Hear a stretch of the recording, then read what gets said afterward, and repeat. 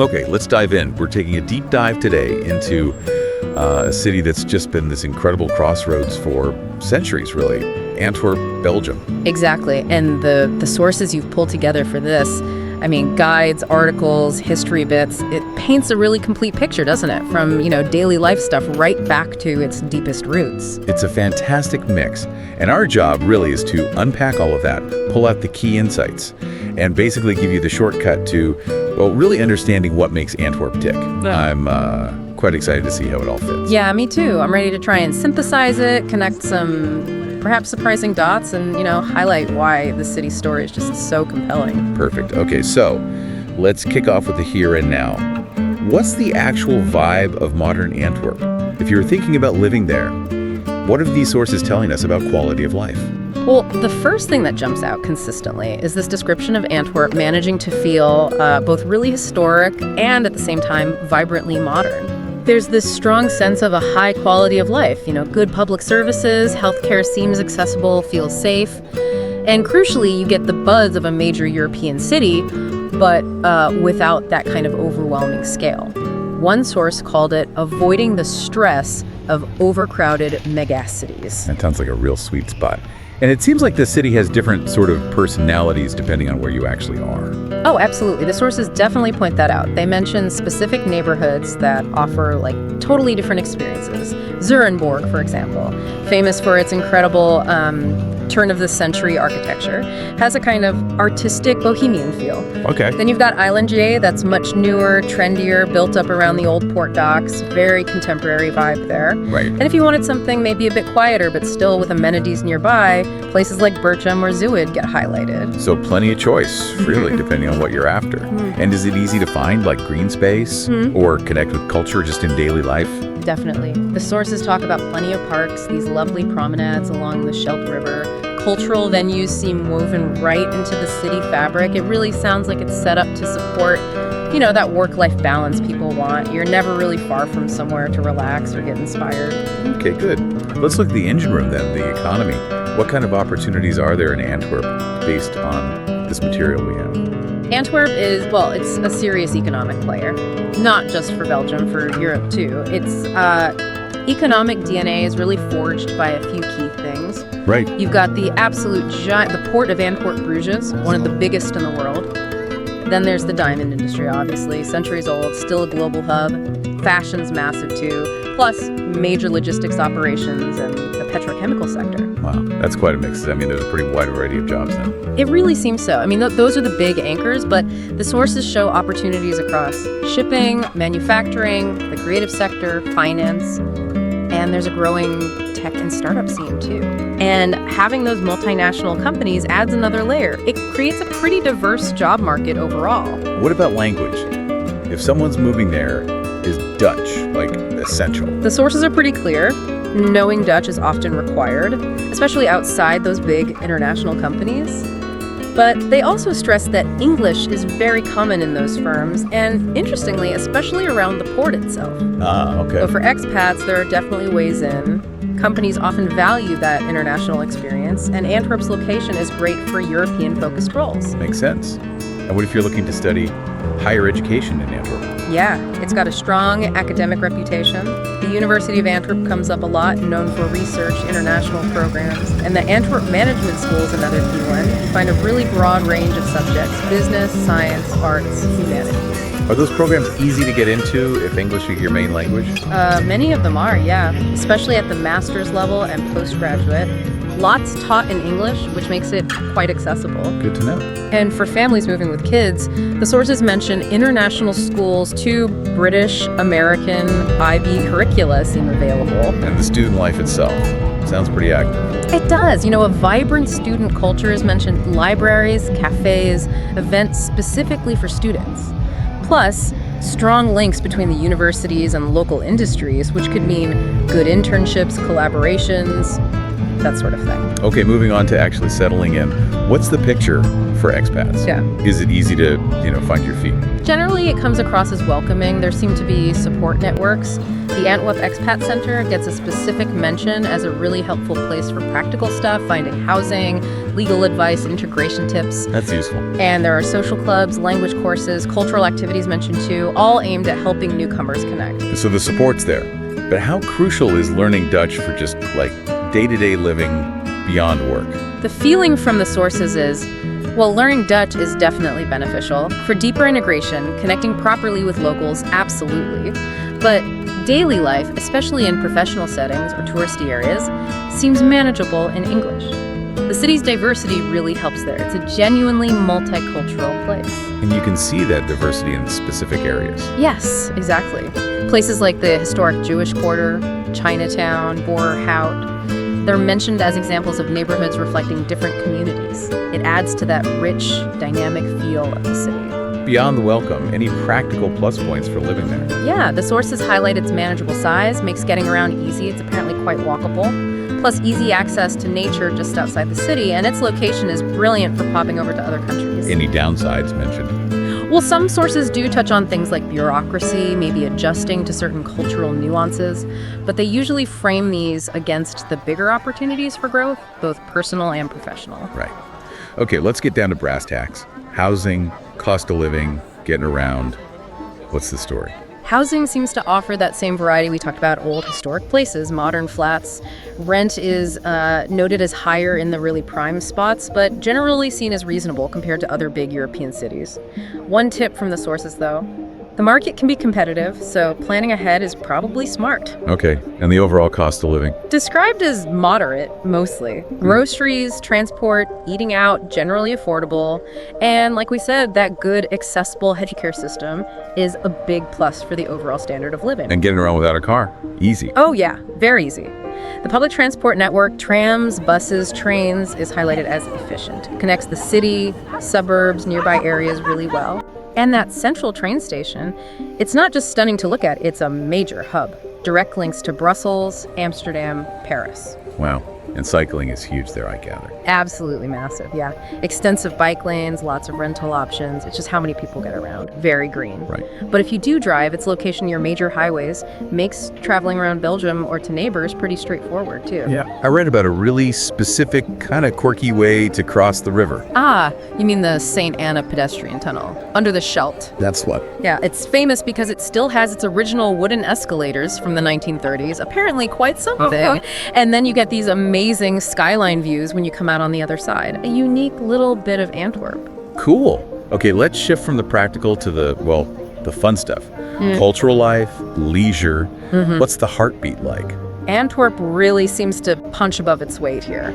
The sources describe this really vibrant cultural scene packed with theaters, cinemas, music venues, tons of art galleries, and festivals happening all year round. Any specific events or must-sees that stand out? Oh, definitely. There's Antwerp Fashion Week, Jazz Middelheim, popular seasonal things like the Christmas markets, Zomer van Antwerpen, Summer of Antwerp brings loads of open-air events, and the Sport Palace Arena hosts big concerts. And the food. Can't talk Belgium without food. Oh, absolutely essential. You've got the classics, right? Amazing waffles, those perfect crispy fries with mayo, which you have to try, and of course, incredible chocolate. Yeah, the sources even name drop specific chocolatiers like Pier Marcolini, the chocolate line, places you just have to visit. And the beer, presumably. Goes without saying. Yeah. Historic breweries, cozy, traditional pubs. The local Deconic ale is a big deal there. You'll also find lively food markets like Vrijdagmarkt. And the restaurant scene sounds incredibly varied, reflecting that international mix. So plenty to eat and drink. What about actually seeing things, the sights? The list is pretty long. The historic city center is obviously key. The incredible cathedral of Our Lady full of major Rubens paintings. Right, Rubens. The Grootmarkt Square, those amazing guild houses and the city hall, and Het Steen, that ancient fortress right on the river. And that train station is really that spectacular. Honestly, every source raves about it. Consistently called one of the most beautiful train stations in the world, worth seeing just as architecture. And conveniently, right next door is the Antwerp Zoo, one of Europe's oldest. And the Diamond District is right there too, isn't it? Yep, just a stone's throw from the station. A fascinating area to walk through, the absolute core of the global diamond trade. For art fans, beyond Rubens and the cathedral, what else is there? Well, there's the Rubens Shoes, his actual house and studio. Fantastic insight. The museum at Scrum, the MAS, is brilliant for the city's history, its connection to the port. Plus, don't miss the panoramic rooftop view. Nice tip. There's also MHKA for contemporary art. And the Red Star Line Museum is apparently very moving, tells the stories of migrants who sailed from Antwerp to America. And fashion. Antwerp's famous for fashion. Hugely famous. The fashion district around Nationalstraat, Kamerstraat, full of designer shops, boutiques, and the MoMu, the fashion museum, is key. It really explores the history and impact of Antwerp fashion, including the legendary Antwerp 6 designers. And just relaxing by the river sounds nice. It does. The Scheldt has lovely paths for walking, cycling. That redeveloped Eilander area nearby, with the very striking Zaha Hadid port house, is really dynamic. And you can take boat tours to get a sense of just how massive the port is. Lastly, its location. Yeah. Makes weekend trips easy. Extremely easy, yeah. Being so central in Belgium means quick train rides to Brussels, Ghent, Bruges, Mechelen, super convenient. And being near the Dutch border, popping over to Rotterdam or Amsterdam for a day or weekend is totally doable too. Wow, that really does paint a vivid picture of Antwerp today. But, as you hinted earlier, to really get it, we need to look back, don't we, at the history. Exactly. The history of Antwerp. It isn't just a list of dates. It's the story of how the city kept having to reinvent itself. Understanding that journey explains so much about its character now. So where does this story start? Well, the sources trace it back pretty far, at least to the Gallo-Roman period, maybe 2nd or 3rd century CE. There was definitely a settlement by the Scheldt then. The name itself, Antwerp, probably comes from an Antwerp, like a land deposit made by the river. Ah, makes sense. So deeply tied to the water from the start. There's the famous legend about the giant Antigone and Brabo, of course. But historically, it's that strategic spot on the river becoming an early fortified trading post. By the 7th century, missionaries like Saint Amand were establishing it in a broader European context. And when did it really start taking off, becoming more significant? That big growth spurt really kicks in during the medieval period, around the 12th century. It got crucial market rights, built bigger fortifications, became part of the Duchy of Brabant. The Scheldt being navigable was absolutely key. It plugged Antwerp into vital trade networks like the Hanseatic League. So trade was driving it. Absolutely. It got rich, trading wool, textiles, leather, attracted foreign merchants setting up shop. By the 14th century, it was seriously rivaling Bruges, thanks to its deepwater port. And all that wealth funded major projects like the magnificent Cathedral of Our Lady started in 1352. The economy diversified too. Shipbuilding, grain, luxury goods, and powerful guilds really shaped the city. And then came the period everyone talks about, the Golden Age. Ah, yes, the 16th century. Antwerp's absolute pick. Around 1500, it was arguably the most important financial and commercial center north of the Alps. Population over 100,000, huge for the time. Wow. Traders flocked there, Portuguese with spices, German bankers, English wool merchants, Italian financiers. And here's a really key insight from the sources. Antwerp founded the world's first modern stock exchange in 1531. The first one, seriously. The first modern one, yeah. It became this global hub for banking, trade, and also publishing think printers like Christopher Plantin, who became internationally famous. The port was just buzzing. Silver from the Americas, spices from Asia. Culturally, it was incredibly rich too. Artists like Peter Bruegel the Elder were working there. It was just this period of immense wealth and international connection. But that Golden Age didn't last that long, did it? No, sadly not. The second half of the 16th century saw things decline, mainly due to religious conflict and political chaos. The rise of Protestantism created massive tension with the Spanish Catholic rulers. You had events like the Beeldenstorm in 1566, this iconoclastic fury destroying religious art. Right. The city got swept up in the 80 Years' War for Dutch independence, and one particularly horrific event was the Spanish Fury in 1576. Spanish troops mutinied, sacked the city, killed thousands of people. That sounds absolutely devastating, just awful. It was catastrophic.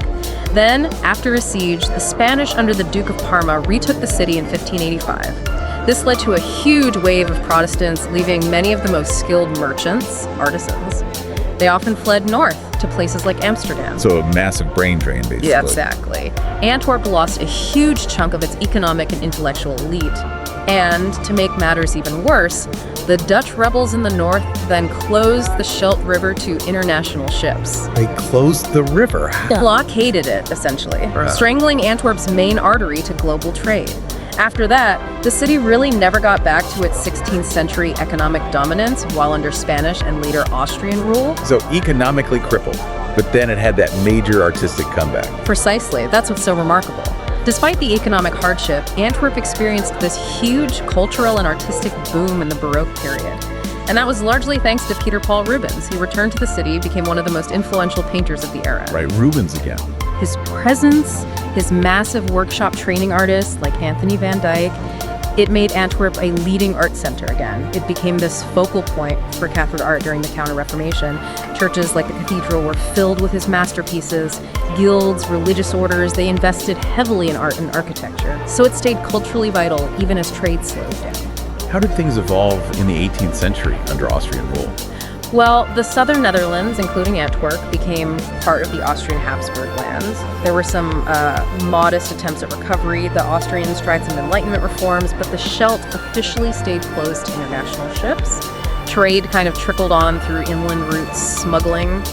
Architecturally, you see Baroque and Rococo styles. Antwerp basically survived as a regional center for learning and crafts. It kept a certain status, just not as a major global player anymore. Until Napoleon turned up and saw its potential again. Fundamentally changed things, yes. French revolutionary forces arrived in 1794. Napoleon immediately grasped Antwerp's strategic value. He famously called it a pistol pointed at the heart of England. Right, I've heard that quote. So he poured money into the port, the shipyards, wanted to make it a major naval base. This huge investment, after centuries of relative quiet, really revitalized the port's infrastructure. The French period also brought secularization, new ways of administering things. And what happened after Napoleon was defeated? After 1815, Antwerp became part of the new United Kingdom of the Netherlands. Under Dutch rule, development continued, and crucially, the Scheldt was officially reopened to international trade. That was the real turning point. It let Antwerp reconnect properly with global markets, setting the stage for its next big growth phase. Which came after Belgium became independent? Exactly right. Belgium gained independence in 1830, and the new nation saw Antwerp as its vital gateway to the world.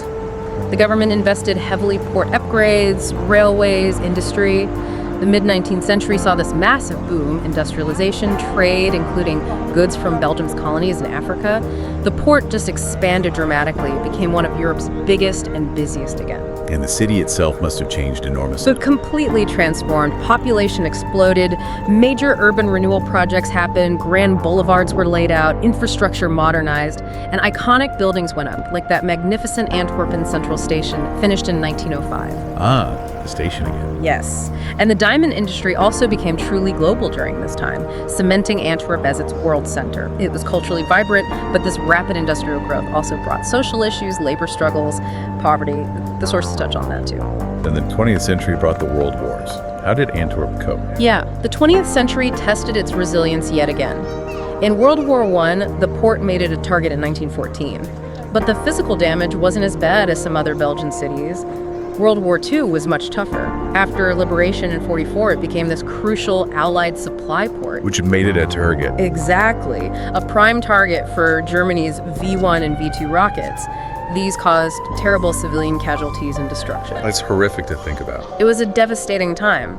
But, true to form, Antwerp rebuilt quickly afterwards, modernized its port again, crucially adapting to container shipping in the 1960s.